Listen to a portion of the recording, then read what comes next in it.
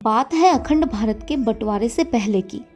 सन 1757 को east India company Bharat को अपने कब्जे में ले लेती है और लगभग 200 सालों तक अपना शासनकाल चलाती है। 15 अगस्त 1947 को देश आज़ाद होता है। अंग्रेज देश छोड़कर चले जाते हैं, लेकिन जाते जाते भारत को देकर जाते हैं एक बड़ा घाव, बंटवारा। भारत को तोड़कर एक नए देश पाकिस्तान का जन्म होता है और ये बंटवारा हुआ था धर्म के आधार पर। ऑल इंडिया मुस्लिम लीग की मांग थी कि मुसलमानों का अपना एक अलग देश होना चाहिए और इसी का परिणाम था पाकिस्तान।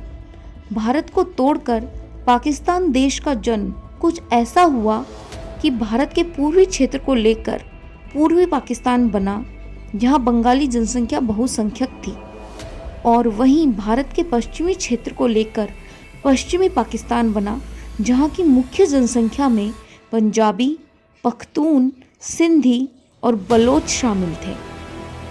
क्योंकि यहाँ पे बात हो रही है बंटवारे से पहले के भारत की, तो ये जानना भी जरूरी है कि कैसे पश्चिम बंगाल बना भारत का हिस्सा और कैसे बना पूर्वी बंगाल पाकिस्तान का हिस्सा। जब संपूर्ण बंगाल में वोटिंग करवाई गई, तब पाया गया कि पश्चिम बंगाल की जनता भारत में शामिल होना चाहती है और पूर्वी बंगाल की जनता पाकिस्तान में शामिल होना चाहती है, और इसी तरह से पूरे बंगाल बन गया पाकिस्तान का हिस्सा। अब पाकिस्तान के दोनों हिस्सों की भौगोलिक स्थिति कुछ यूँ बनी कि पूर्वी पाकिस्तान और पश्चिमी पाकिस्तान जमीनी तौर से 1500 किलोमीटर की दूरी पर हो गए थे और बीच में था भारत। जमीनी दूरियों के साथ ही दोनों पाकिस्तान के लोगों के बीच भाषा, सभ्यता और संस्कृति को लेकर भी बहुत दूरियां थी। जहां पश्चिमी पाकिस्तान में उर्दू बोली जाती थी, तो वहीं पूर्वी पाकिस्तान में बांग्ला बोली जाती।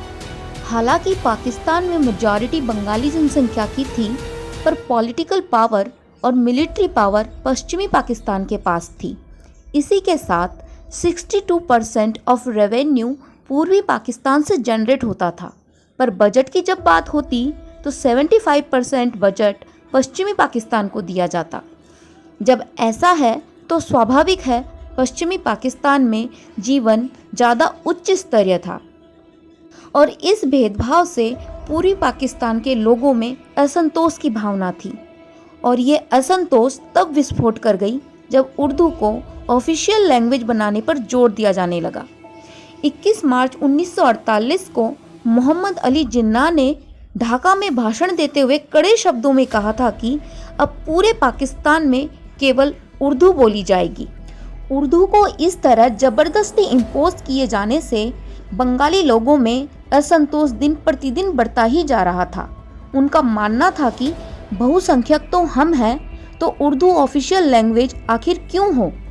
आखिरकार 1952 तक असंतोष की इस चिंगारी ने बड़े आंदोलन का रूप धारण कर लिया था और पूर्वी पाकिस्तान में जन्म हुआ भाषा आंदोलन का। 21 फरवरी 1952 को स्टूडेंट्स, राजनीतिक ज्ञानियों और नेताओं का एक बड़ा समूह प्रोटेस्ट कर रहा था और पश्चिमी पाकिस्तान की मिलिट्री ने अंधाधुंध गोलियां चलाना शुरू कर दी, जिसमें 5 लोगों की मौत हो गई। इस नरसंहार से बंगालियों के बीच बांग्ला भाषा और कल्चर को लेकर भावना और भी अधिक मजबूत हो गई। इन सब घटना के बीच ही 1965 का भारत पाकिस्तान युद्ध होता है, जिसमें पश्चिमी पाकिस्तान की आर्थिक और सैन्य स्थिति कमजोर हो जाती है, और इस युद्ध के बाद ही दोनों पाकिस्तान के बीच की राजनीतिक और आर्थिक स्थिति कितनी भयावह है, यह और भी ज़्यादा खुलकर सामने आती है। और इसी भेदभाव के चलते पूर्वी पाकिस्तान के political party Bangladesh Awami league के फाउंडर नेता शेख मुजीबुर रहमान 6 पॉइंट डिमांड करते हैं। ये 6 पॉइंट्स कुछ ऐसे थे जो पश्चिमी पाकिस्तान के इंटरेस्ट के अगेंस्ट जा रहे थे। जैसे कि इन पॉइंट्स में कुछ यूँ था कि पूर्वी पाकिस्तान के रिसोर्सेज पूर्वी पाकिस्तान के पास ही रहेंगे, दोनों पाकिस्तान में स्वतंत्र राजनीति होगी, दोनों पाकिस्तान की स्वतंत्र करेंसी होगी, अपनी खुद की फॉरेन रिजर्व होगी, खुद की मिलिट्री पावर होगी। ये कुछ ऐसे बिंदु थे जो पूर्वी पाकिस्तान को स्वतंत्र देश की तरह दिखा रहे थे, और स्वाभाविक है कि जो पश्चिमी पाकिस्तान को स्वीकार्य नहीं हो सकती थी। उस वक्त पश्चिमी पाकिस्तान में आयूब खान की सरकार थी। 19 जून 1968 को आयूब खान ने शेख मुजीबुर रहमान को उनके 34 और नेता और मिलिट्री ऑफिसर्स के साथ में अरेस्ट करवा दिया और उन पर राजद्रोह का केस चलाया, जिसे अगरतला कॉन्स्पिरेसी केस के नाम से भी जाना जाता है। आयूब खान का कहना था कि शेख मुजीबुर रहमान और उनके साथी भारत के साथ मिलकर अगरतला में तख्ता पलट की तैयारी कर रहे हैं ताकि एक नया देश बांग्लादेश बना सके। बांग्लादेश के प्रताड़ित और पीड़ित जनता शेख मुजीबुर रहमान में ही अपनी उम्मीदें ढूंढते थे। मुजीबुर रहमान को गिरफ्तार करने के कारण उनके समर्थक सड़कों पर उतर आए। इसी के बीच मुजीब के साथी सर्जेंट जहरुल हक को जेल में प्रिजन गार्ड के द्वारा मार डाला जाता है, जिससे पहले से ही गुस्साई जनता में आग में घी डालने का काम करती है। और आयूब खान दबाव को ध्यान में रखते हुए 22 फरवरी 1969 को मुजीबुर रहमान को रिहा कर देते हैं और उन पर लगे केस को भी हटा दिए जाते हैं। पर तब तक जनता का आक्रोश इतना बढ़ चुका था कि आयूब खान को 1969 में खुद रिजाइन करना पड़ जाता है।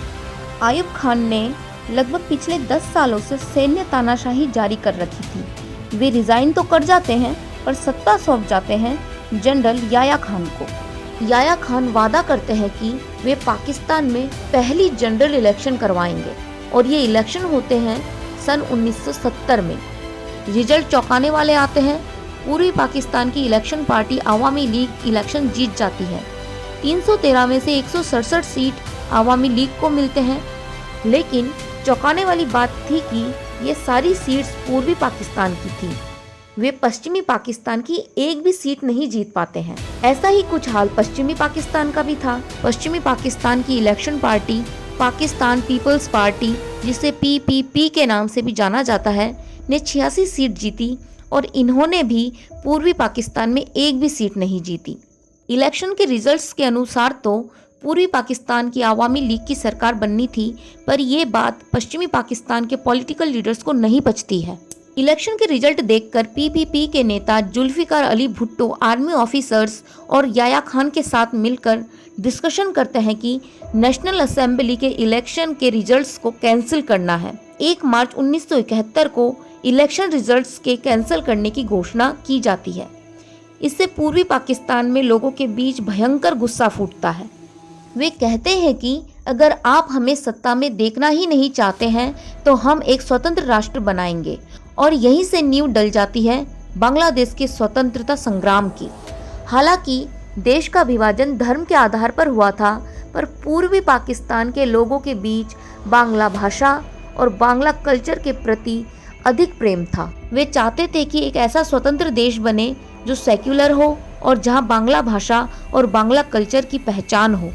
7 मार्च 1971 को रिजल्ट कैंसिल होने के बाद आवामी लीग आम लोगों के सपोर्ट में उतरती है और असहयोग आंदोलन का आह्वान करते हुए कहती है कि पश्चिमी पाकिस्तान की सरकार चाहे कुछ भी कहे, हम सुनेंगे ही नहीं।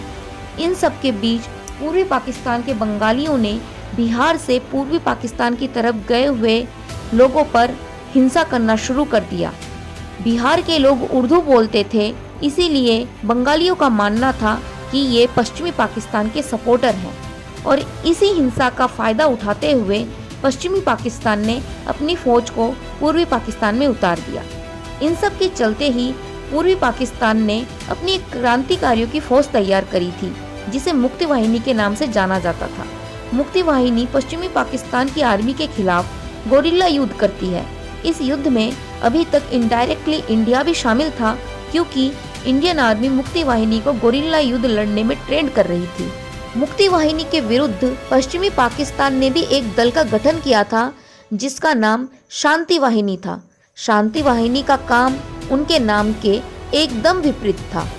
लाखों की संख्या में जनसंहार करती है, लाखों की संख्या में बलात्कार करती है। वो खोज खोज कर पूर्वी बांग्लादेश के बुद्धिजीवियों, राजनीतिक ज्ञानियों और नेताओं की हत्या करते हैं। 25 मार्च 1971 को पश्चिमी पाकिस्तान एक भयानक जेनोसाइड प्लान करती है, जिसका नाम था ऑपरेशन सर्चलाइट, और जिसका उद्देश्य था बांग्लादेश के स्वतंत्रता सेनानियों की हत्या। शेख मुजीबुर रहमान को गिरफ्तार करके पश्चिमी पाकिस्तान ले जाया जाता है, लेकिन इससे पूर्व ही शेख मुजीबुर रहमान ने बांग्लादेश को एक स्वतंत्र राष्ट्र घोषित कर दिया था। उन्होंने कहा था, अब हम पाकिस्तान का हिस्सा नहीं हैं, अब से हम स्वतंत्र देश बांग्लादेश हैं। इस घोषणा को 26 मार्च 1971 की रात को किया गया था और आज का बांग्लादेश 26 मार्च को ही अपने स्वतंत्रता दिवस के रूप में मनाता है।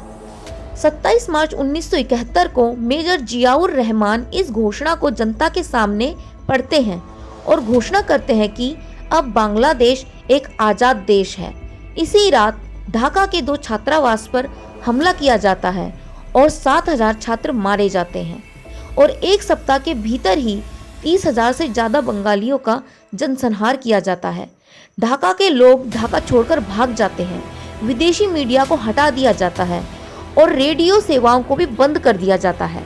एक मिलिट्री अपॉइंटेड पाकिस्तानी पत्रकार एंथनी मास्कारेनहास यूनाइटेड किंगडम भाग जाते हैं और 13 जून 1971 को बांग्लादेश की भयावह स्थिति को द संडे टाइम में एक आर्टिकल के जरिए पब्लिश करते हैं, जिससे पहली बार दुनिया को बांग्लादेश त्रासदी के बारे में पता चलता है। इंदिरा गांधी भी इस न्यूज़ को पढ़ती है और तय करती है कि अब बांग्लादेश के लिए कुछ करना ही पड़ेगा। भारी तादाद में बांग्लादेशी इंडिया की तरफ भाग रहे थे। 10 अप्रैल 1971 को पीपल्स रिपब्लिक ऑफ बांग्लादेश सरकार का कोलकाता में गठन किया जाता है। मुजीबुर रहमान को रेसिडेंट और ताजुद्दीन अहमद को प्राइम मिनिस्टर घोषित किया जाता है। इन सब उथल पुथल का बहुत बड़ा असर भारत में भी देखा जाता है। 10 मिलियन से ज्यादा शरणार्थी बॉर्डर क्रॉस करके इंडिया भागते हैं। इंदिरा गांधी को लगता है कि इतने सारे शरणार्थियों को भारत में रखकर देखभाल करना ज्यादा कठिन है, इससे अच्छा होगा कि आर्मी की मदद से इन शरणार्थियों की इन्हीं के देश में मदद की जाए और एक नया देश बांग्लादेश को जन्म दिया जाए। 28 अप्रैल 1971 को इंदिरा गांधी सैम मानेकशॉ से कहती है कि वे जंग की तैयारी करें और यहीं से भारत पूर्वी पाकिस्तान के मामले में प्रत्यक्ष रूप से शामिल हो जाता है और यहीं से नींव डलती है भारत पाकिस्तान 1971 के युद्ध की। इस वीडियो में हमने बात करी भारत पाकिस्तान 1971 के युद्ध और बांग्लादेश के जन्म से पूर्व के घटनाक्रम के बारे में। भारत पाकिस्तान का 1971 का युद्ध और बांग्लादेश के जन्म के बारे में जानने के लिए अगली वीडियो देखें।